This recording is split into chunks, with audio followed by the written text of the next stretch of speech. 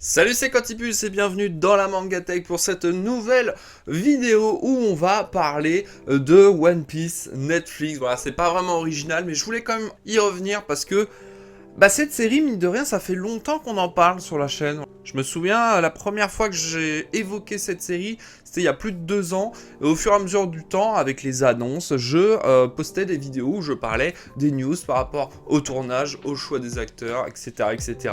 Et donc ça y est, on y est enfin. Ça y est, la série, elle est sur Netflix, elle est dispo entièrement. Et je l'ai regardée. Et du coup, qu'est-ce que j'en ai pensé? Donc déjà, avant de commencer cette vidéo, je préviens tout de suite, ce sera une vidéo uniquement spoil. Voilà, je vais pas m'embêter à faire une partie non spoil, une partie spoil. Je considère que si vous regardez cette vidéo, vous avez vu la série, ou alors vous en foutez, vous voulez juste avoir mon avis sur la série. Dans ce cas, voilà. Cette vidéo, elle est là pour ça. Un petit détail également, je voulais revenir sur le fait que sachez que je suis pas non plus un expert du cinéma, moi c'est plus les mangas. Donc il se peut qu'il y a des choses que j'ai pas perçues dans cette série. Je n'ai pas la perception un petit peu plus poussée que pourrait avoir un cinéphile. Et puis de manière globale, je suis plutôt un public facile, c'est-à-dire que rien me satisfait en termes de film ou de série. Donc je vous le dis tout de suite, cette série j'ai plutôt bien apprécié, j'ai vraiment aimé. Mais encore plus sur le fait que cette série, c'est quand même One Piece, qui est mon manga de cœur. Et j'ai toujours défendu le projet. J'ai toujours défendu le projet de One Piece Netflix. Et quand je vois le résultat, je suis vraiment content. Je suis satisfait. Je me dis, voilà, c'est ça que j'attendais depuis toutes ces années. Cette série, finalement, j'ai l'impression qu'elle n'est pas plongée dans cette fameuse malédiction des adaptations de live action, de manga. Moi, c'est sûr que si je compare avec ce que j'ai déjà vu, j'ai l'impression que One Piece est quand même bien au-dessus. Je parle de One Piece Netflix, bien sûr. Donc mon avis global, en tout cas, sur cette série, c'est que, assez étonnamment, vraiment bien. Cette série est très très bien. Même pour ceux qui n'ont jamais regardé la série, ça reste quand même une très bonne série. C'est très plaisant à regarder. C'est fun, c'est dynamique, ça respecte le manga, tout en ne faisant pas un copier-coller. C'est une bonne adaptation. Alors il doit y avoir un petit faux raccord parce que j'ai oublié de parler de quelque chose et je m'en suis rendu compte après avoir tourné la vidéo. Mais sachez que on a beaucoup parlé de la série live Netflix, on en a beaucoup débattu et de manière globale sur les adaptations durant le live du projet Nagma. Donc si vous l'avez loupé, sachez que la rediffusion est disponible en description et dans la catégorie en direct. Donc si vous voulez suivre ce débat et participer en commentaire, vous êtes bien sûr les bienvenus sur cette vidéo. Alors cette vidéo, je vais la diviser en deux parce que même si effectivement j'ai adoré globalement la série, j'ai quand même pas mal de petits trucs assez négatifs que j'ai pu relever. Même si je suis, comme j'ai dit en début de vidéo, même si je suis pas un grand expert du 7e art, j'ai quand même relevé des petites choses qui selon moi ne sont pas normales, sont anormales, que ce soit pour le côté adaptation, le côté cinéma, prise de vue, etc. Il y a des choses qui pour moi ne sont pas normales dans cette série. Mais on va commencer quand même par les points positifs. Je vais diviser cette vidéo en plein de petites catégories qui, pour moi, va démontrer qu'il y a certaines choses qui sont vraiment bien, il y a des bons choix dans cette série. On va commencer par le côté adaptation. Et pour moi, l'adaptation, c'est un gros plus. Je rappelle quand même pour ceux qui n'ont toujours pas compris qu'une adaptation n'est pas un copier-coller. Une adaptation, c'est comme son mot l'indique, et vous pouvez même regarder dans un dictionnaire, une adaptation, c'est modifier quelque chose de manière à ce qu'il soit le mieux adapté dans un autre format que son format d'origine. Il faut donc faire des choix, il faut retirer des choses, il faut modifier des choses, mais il faut également garder des choses pour que le support cinématographique, soit film ou série, soit le mieux regardable. C'est sûr que si tu prends à la case près, à la ligne près, à la pose près, à l'image près du manga dans son format live action dans une série ou un film, ça ne collera pas. Il y a des choses qui sont totalement différentes, que ce soit au niveau des plans, au niveau de l'histoire, au niveau de la construction, au niveau de la photographie, au niveau des personnages, au niveau de l'histoire globalement. Il faut faire des choix. Et là-dessus, je trouve que la série, c'est pas parfait, mais c'est globalement très bien maîtrisé. Il y a une chose qui pour moi était ultra importante quand j'ai appris l'annonce de ce projet. Je me suis dit, s'ils font une adaptation en live action, ça va être compliqué pour One Piece, étant donné que One Piece est un univers assez cartoonesque, assez mignon, assez rigolo. Mignon, je veux dire par là que les personnages sont assez lisses, sont très farfelus, ils sont très sont très japonais, enfin je sais pas comment trop expliquer, mais disons qu'ils ont des physiques très atypiques à un format de manga. Donc si ils veulent faire une série live action basée sur un univers de pirates, il faut quand même faire des choix. Et là-dessus, je trouve que c'est plutôt bien réussi, c'est-à-dire que la série One Piece Live, elle est un petit peu plus sérieuse, elle est un peu plus crasseuse. Voilà, c'est vraiment atypique à ce qu'on peut retrouver dans les univers de pirates hollywoodiens. On a des scènes qui sont très sanglantes. Je pense à la scène avec Arbida qui utilise dès le début son arme. On voit du sang, voilà, je me dis, voilà, c'est ça qu'il faut. Il faut pas cacher le sang, il faut montrer le gore, parce que c'est des pirates. Et les pirates, l'image qu'on se fait d'un pirate, c'est un personnage qui est terrifiant, c'est un meurtrier, donc il faut que ce soit sanglant, il faut que ce soit gore limite. Et pareil pour la scène d'introduction de Zoro. Quand j'ai vu Zoro découper le Mr. Seven en 3, je me suis dit, oui, voilà, c'est ça qu'on veut, c'est du gore, c'est ça la piraterie. Alors même si effectivement, j'ai l'impression que ça diminue avec le temps, au fur et à mesure de la série. Ce côté un petit peu plus sanglant, plus trash, plus crasseux, on retrouve un peu moins dans la suite de l'histoire. C'est vraiment au début, je me suis dit, ah ouais, voilà, c'est ça qu'on veut. C'est vraiment ça qu'on veut. Je veux que ce soit limite pas adapté pour les enfants. Mais pareil pour l'univers, pour les décors. C'est trop bien, les décors, ils font vraiment réalistes. C'est pas les décors qu'on retrouve dans le manga. Je prends par exemple le village d'Orange, vous savez, avec Captain Kuro, avec Usopp. Bah, il ressemble pas du tout à celui du manga, parce que dans le manga, ça fait limite conte de fées. Tu vois, t'as les petites maisons sur les collines et tout. Là, on est vraiment dans un village qui fait très européen, qui fait assez ancien quand même, parce que la temporalité de One Piece, ça, pareil, ça a été, pour moi, c'est un grand mystère, parce que des fois, ça fait un petit peu Moyen-Âge, mais des fois, tu vois de la technologie et tout. Tu as le côté baratique, ça fait très néon, un peu steampunk, enfin, un peu cyberpunk. Ouais, c'est assez curieux quand même, ce décalage avec la piraterie et le côté cyberpunk. Je parle visuellement, hein. Ce décalage est assez curieux, mais il fait réaliste, il fait vraiment, ça crée une ambiance générale de la série, qui fait réaliste, un peu sombre. On n'aimerait pas vivre dans l'univers de One Piece, de la série live. Et puis de manière globale, au niveau de l'adaptation, la série fait bien plus mature. Là où dans le manga, au niveau de la romance, il y en a quasiment pas, il n'y a jamais de petits bisous, de petits smacks, machin. Là, quand j'ai vu Kaya et Usopp s'embrasser, je me suis dit, oui, voilà, c'est très bien. Là, ça fait plus mature, c'est bien mieux. On voit des pirates et des marines tirer une balle dans la tête de quelqu'un d'autre. Voilà, c'est mature. On voit le cul de Hermep. Voilà, c'est mature. Bon. Tout ça pour dire que, globalement, la série a choisi une direction que je préfère, c'est-à-dire que c'est moins lisse et moins cartoonesque. Pareil pour les choix de modification des personnages. Il y a des personnages qui sont un petit peu plus réalistes, je pense à Arlong par exemple. Arlong, s'il aurait vraiment eu la même tête que dans le manga, le même corps, ça aurait fait vraiment trop bizarre. Si vraiment... Parce qu'en fait, le problème de tous les méchants et de globalement la quasi-totalité de tous les personnages de One Piece dans le manga, ils ont tous le corps de Dwayne Johnson en fait. Et donc si tu prends que des acteurs Dwayne Johnson, ça va faire bizarre en fait. Tu vas te dire, mais en fait c'est la norme en fait dans l'univers de One Piece, ils sont tous hyper baraques. Donc pour moi c'est très bien que Arlong soit pas non plus un énorme monstre, qui est... Bon, physiquement il ressemble à un homme poisson, mais je veux dire au niveau de la corpulence, ça reste modéré, ça reste, voilà, c'est pas trop exagéré. Donc voilà pour le côté adaptation. Ensuite parlons de la construction du récit. Et ça là-dessus, c'est très malin. Et ça rejoint un petit peu le côté adaptation. Parce que le récit dans sa globalité, dans le fil rouge de l'histoire, reste assez proche du manga, c'est-à-dire Luffy qui veut chercher le One Piece, mais du coup qui va devoir se construire un équipage en direction de Grand Line. Donc ça, c'est respecté. C'est l'histoire globale de cette saison 1 de One Piece, le One Piece Netflix. Mais tu as beaucoup de modifications, c'est-à-dire au niveau des personnages qui apparaissent un peu plus tôt, comme Arlong par exemple, ou Baggy, qui reste très présent dans toute cette saison 1, alors que normalement, sur East Blue, dans le manga, il est présent au début et à la fin de l'arc. On ne le voit pas entre les deux. Mais surtout, Garp. Voilà, Garp, il est présent tout du long de cette saison, alors que normalement, il est même pas présent dans tout l'arc East Blue, il est présent bien plus tard à Water 7. Et donc là, j'ai trouvé ça assez intéressant parce que c'est important pour moi qu'il soit présent dans toute cette saison 1 parce que ça construit le personnage de Luffy et cette fameuse relation qu'il a, et ça apporte moins de mystère par rapport à Luffy.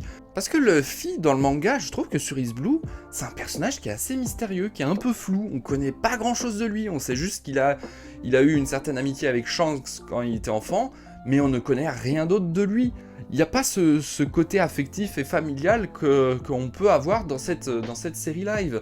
Là, c'est raccroché avec Garp et c'est bien plus intéressant. Pour moi, le fait que Garp soit présent dans toute cette saison 1, c'est vraiment un bonus non négligeable. Et c'est pareil pour Kobe du coup. Parce que certes, Kobe, c'est pas non plus mon personnage préféré, et pour moi, je l'ai pas tant apprécié dans cette saison 1.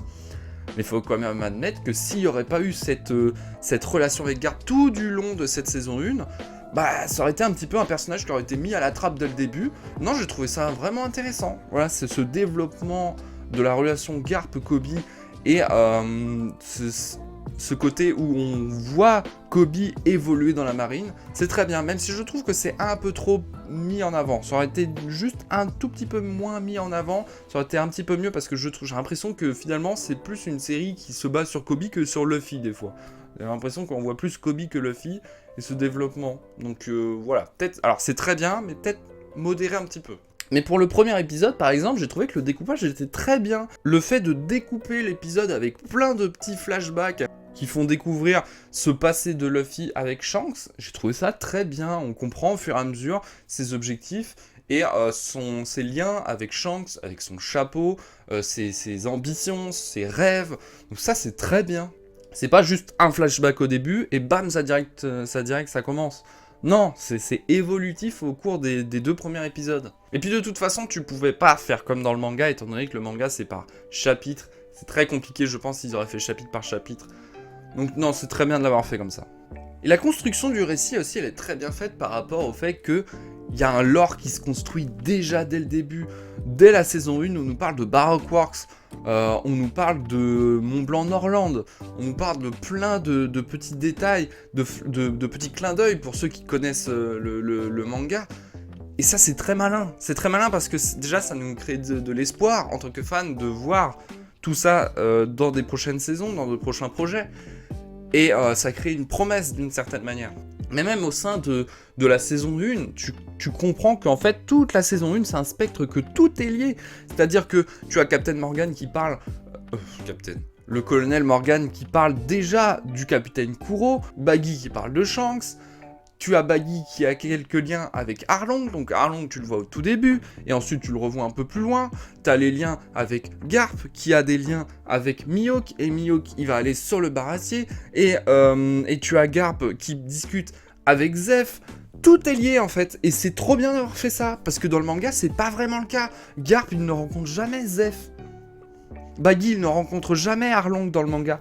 Et le fait de tout avoir regroupé, ça crée une synergie vraiment efficace. Et au niveau de la construction du récit, je voulais quand même revenir sur les scènes inédites. Et ça, c'est un pur régal. C'est trop bien, que ce soit pour les néophytes, ceux qui ne connaissent pas le manga, ça ne dérange pas. Et pour ceux qui connaissent et qui sont fans de la série, c'est juste trop bien d'avoir des scènes inédites. La scène d'introduction de Zoro, c'est un bijou. Déjà, on a un nouveau personnage qui est Mr. Seven. Alors certes, je sais, il est déjà dans le manga, mais il ne ressemble pas vraiment à ça. Il n'est pas introduit de cette manière-là, mais Mr. Seven, c'est efficace parce que c'est un personnage qui déjà n'est pas hyper important et de toute façon, il crève dès le début, donc c'est pas grave. Mais il a une esthétique propre à One Piece sans devenir déconnant et burlesque. Non, ça reste normal, c'est très bien. La scène est top, elle est badass, elle est belle. Je veux dire, quand il y a eu la petite introduction, on voyait du ciel avec les bougies et tout, et ça mettait le nom de l'île que je me souviens plus, j'ai vraiment eu la réaction de « Oh putain, je connais pas ça !» Et voilà, et c'est ça que je veux avoir dans cette série. Je veux avoir des trucs, je me dis « Putain, c'est pas mal, ils ont rajouté ça, ils ont inventé ça. » Je veux que, pour les prochaines saisons, Inch'Allah s'il y en a, je veux qu'ils inventent des îles, je veux qu'ils inventent des arcs, je veux qu'ils inventent des protagonistes, je veux qu'ils inventent des grands méchants. Voilà, c'est ça que je veux dans cette série. Alors ça n'a pas eu beaucoup dans cette saison 1. Il y a eu très peu de scènes vraiment inédites. Je parle inédites avec des nouveaux personnages, avec des nouveaux enjeux, etc. Et surtout, cette scène, elle est pour moi importante parce que c'est une bien meilleure introduction pour le personnage de Zoro que dans le manga. Zoro, comment il est introduit dans le manga, je trouve ça un peu pauvre, quoi. Il est attaché à un poteau, et tu te dis mais c'est quoi cette merde quoi En fait on me vend Zoro comme un mec hyper puissant, hyper badass, et puis le mec la première fois qu'on le voit il est en train de mourir sur un poteau. Et bah là dans la série, putain qu'est-ce que c'est, mais c'est bandant quoi, bordel de merde. Tu vois Zoro en train de se battre, qui est hyper badass, et qui slash un mec en 3. Mais c'est trop bien, voilà, c'est ça que je veux voir dans cette série. On n'est pas dans un animé, on n'est pas dans un manga, on est dans une série qui se veut sérieuse. Et pour moi, cette introduction, elle est nickel là-dessus. Et surtout, cette scène, et j'arrête après avec cette scène, mais elle introduit Baroque Works. Et Baroque Works, ça promet une suite. Alors même s'il y a eu la scène finale avec Smoker, hein, voilà, je la prends en personne pour ceux qui ont regardé la série, vous avez tous... Enfin, pour ceux qui connaissent le manga, vous avez complètement reconnu Smoker, qui nous promet une suite, mais dès le début, dès la saison 1, dès l'épisode 1, ça promet une suite, parce qu'on parle de Baroque Works, et Baroque Works, on sait très bien que c'est pas sur East Blue, c'est directement sur Grand Line. Donc, voilà, on sait qu'il y a potentiellement une suite, c'est possible, et on sait que la série One Piece Netflix, elle n'a pas été construite de manière à être terminée en une petite saison qui tourne autour de East Blue. Non, là vraiment Netflix ils se sont dit, on a les moyens de faire une suite, on peut faire une suite, et on l'a déjà introduit la suite dans cette saison 1. Donc ça c'est vraiment bien. Et c'est vraiment rassurant pour ceux qui ont aimé la série. Je voulais revenir très rapidement sur la photographie. Alors je suis pas un expert, comme je disais en début de vidéo, sur le cinéma, mais je voulais quand même revenir. Moi personnellement j'ai trouvé que la série était très belle. Je veux dire visuellement, les choix de plans, il y a des plans qui sont vraiment magnifiques, je pense. Un des premiers plans où Luffy il est dans un tonneau qui flotte sur l'océan, et t'as le coucher de soleil, et ça enchaîne avec une bataille entre deux navires. C'est très beau, c'est vrai, il y a des très très bons choix. Pas toujours, je vais revenir sur les points négatifs, mais il y a des fois c'est très moche par moment. Et je pense, et je vais le relever, et je pense que je ne serai pas le seul à avoir remarqué, mais la scène des jeux de lumière dans le cirque, c'est incroyable, c'est trop beau, hein, avec les spots et tout, ça rajoute vraiment de la pression à la scène, ça met en lumière, dans tous les sens du terme, le personnage de Baggy, c'est super beau. Et d'ailleurs, petit détail, mais le choix d'avoir fait un chapiteau et d'emprisonner les spectateurs, je trouve ça trop malin. C'est trop bien, et c'est vraiment ça met vraiment en valeur le personnage de Baggy. Là, on sent qu'il est vraiment terrifiant, et c'est un vrai pirate bien méchant, quoi. Et c'est bien mieux que dans le manga, hein, parce que pour moi, l'arc Baggy dans le manga, il est pas ouf. Hein. Tout se passe sur un toit d'un bâtiment. C'est nul à chier. Après, on n'a pas eu Chouchou. Je suis un peu déçu. Même s'il y a un petit clin d'œil. À un moment, on voit un petit chien. Je pense que c'est Chouchou. Ça voulait être un petit clin d'œil. Et d'ailleurs, on va y venir au clin d'œil, puisque je vais quand même parler très rapidement des détails. Mais ça, c'est plus pour les fans de la série. Et ça, ils se sont gavés sur les easter eggs, sur les petits détails, sur le côté fanservice finalement. C'est parfois très subtil pour les fans, de manière à ce que les fans les comprennent direct, mais c'est pas dérangeant pour ceux qui ne connaissent pas le manga. Donc c'est très malin. Moi je pense à la musique du Sake de Beans, qu'on entend très subtilement en fond lorsque l'équipage de Shanks se font la fête. Les tenues, hein, faut y revenir, mais les tenues sont très belles. Et c'est surtout des références à chaque fois qu'on voit l'équipage de Luffy dans des tenues qui changent. Et ben en fait ces tenues c'est les mêmes que dans les color spray qu'on peut retrouver en tête de chapitre. Je vous mets quelques exemples, si j'en trouve. Les avis de recherche qu'on voit régulièrement, on a vu du Bellamy, on a vu du Django, on a vu du Foxy, on a vu plein d'affiches qu'on retrouve, je crois qu'on a même vu Cavendish. Les références citées, hein, comme j'ai pu le dire précédemment, avec Baroque Works, avec Mont Blanc Norland, etc. La musique, We Are, de One Piece, de l'opening, qu'on entend plusieurs fois. Je me souviens qu'on l'entend la première fois quand le Merry vogue pour la première fois, et la deuxième fois à la fin, voilà, quand tout le monde fait la promesse, voilà, je veux devenir des pirates, machin. Donc ça c'est très malin, et je trouve que ça s'intègre plutôt bien. Les musiques d'ailleurs sont globalement pas trop mal. T'as une espèce de mix de musique un peu traditionnelle japonais, mais un petit peu plus rythmé par moment. Ouais, je trouve que ça va, ça fait pirate, ça s'intègre plutôt bien. Et la musique du générique qui te rentre dans la tête, hein. T'as une micro-générique à chaque fois, mais ça te rentre dans la tête, hein. Toute la journée tu l'as la petite intro. Donc voilà globalement pour moi les points positifs. Alors j'ai dû en louper, hein. N'hésitez pas à me dire en commentaire si j'ai loupé des choses. Je vais revenir maintenant sur les choses qui pour moi m'ont dérangé. Les choses qui m'ont dérangé, je vais commencer par le côté un peu cringe, un peu kitsch. C'est vrai que la série, globalement, elle est kitsch, ça se sent, et il faut ouvrir les yeux. C'est vrai que c'est pas parfait partout, et des fois, tu te dis, putain, ça fait un peu cringe, quand même. Si tu connais pas du tout l'univers de One Piece, tu te dis, mais putain, ce personnage, il est trop bizarre, quoi, il fait pas vraiment pirate. Et c'est vrai, mais ça, c'est l'ADN de One Piece, hein. C'est comme ça, tout n'est pas que hyper sérieux dans le manga, donc forcément, des fois, tu vas te retrouver avec des personnages qui, selon moi, font vraiment débile à première vue. Et le problème de cette série, c'est que des fois, ils ont pas changé pour moi. Tu vois, il y a des personnages, j'aurais préféré qu'ils les changent visuellement. Bon, à part pour Arlong, qui garde son rire bizarre, j'ai quand même bien aimé qu'ils aient pas gardé les rires de One Piece qu'on peut retrouver dans les mangas. Ça va, parce que des fois, c'est un peu débile, hein, les rires dans One Piece. Mais vous voyez, par exemple, les noms des attaques.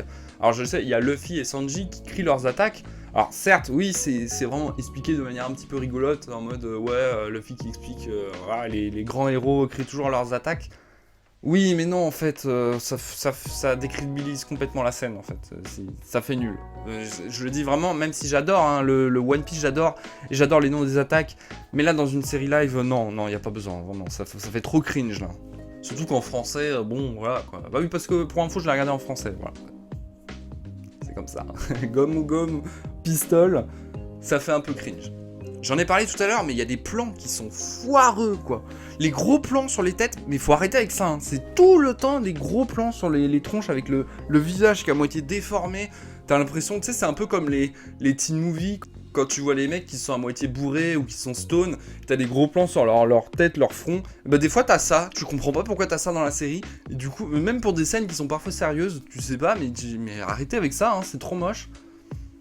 T'as des plans qui sont moches, quoi, des plans de mouvement, tu comprends rien tellement ça bouge trop vite, et des fois ça n'a pas lieu d'être, tu as des contre-plongées assez sympas. Je pense notamment à la scène où Luffy, quand il est enfant, découvre le coffre où t'as le fruit du démon dedans, t'as une espèce de plan, tout d'un coup, hop, ça bouge comme ça, c'est trop moche. Je trouvais ça trop moche, et t'en as plein comme ça. Pareil, il y a des fois, il y a des ralentis, injustifiés les ralentis, quand tu vois l'eau sur le passé de Sanji, des transitions.